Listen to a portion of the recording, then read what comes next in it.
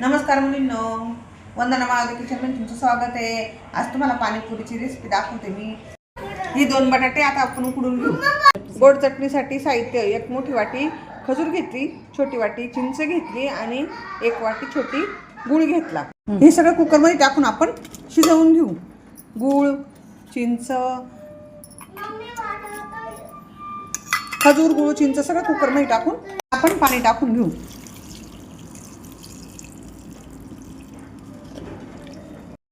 इतकं पाणी टाकायचं ना. आता कुकरमध्ये शिट्टी घ्यायची.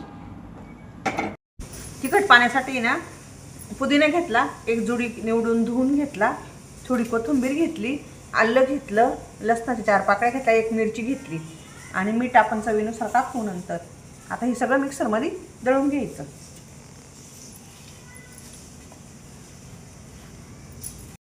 हे पुदिना पाणी आपण दळून घेतलं, पुदिन्याचं तिखट पाणी करण्यासाठी, पाणीपुरीसाठी.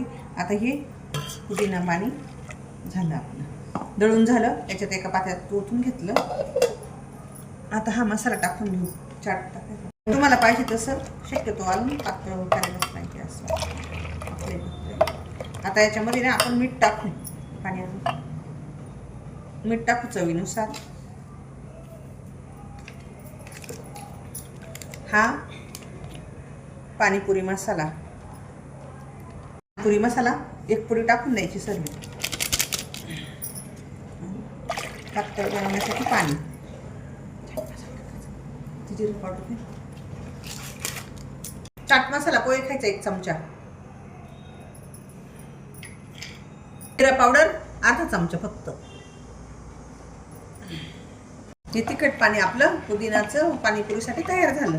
तिखट पाणी वरच्या 2 शिट्ट्या घेतल्या आहे गोड पाण्यासाठी आपल्या त्या मटेरियलच्या. हे बघा कसं छान शिजलं बघा.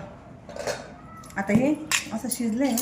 आता हे चांगलं घोटून घ्यायचं असं, किंवा मिक्सरमध्ये दळून घेऊ आपण, गाळून घेऊ चाळणीने. झालं गोड पाणी तयार.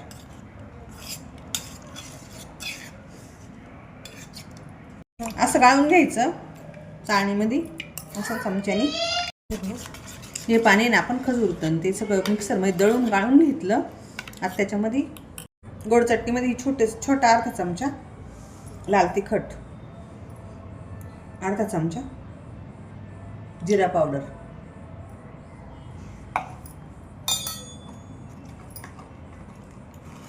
चमचा चाट मसाला,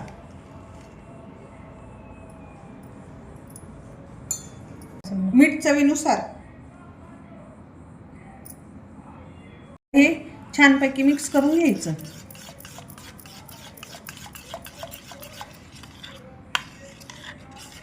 गोड पाणी तिखट पाणी छान तयार झालं बघा. एकदम छान. असं खूप घट्ट नाही, खूप पातळ नाही करायचं. छान झालं बघा.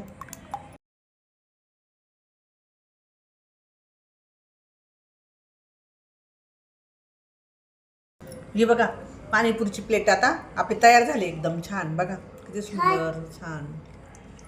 खायला सुरुवात.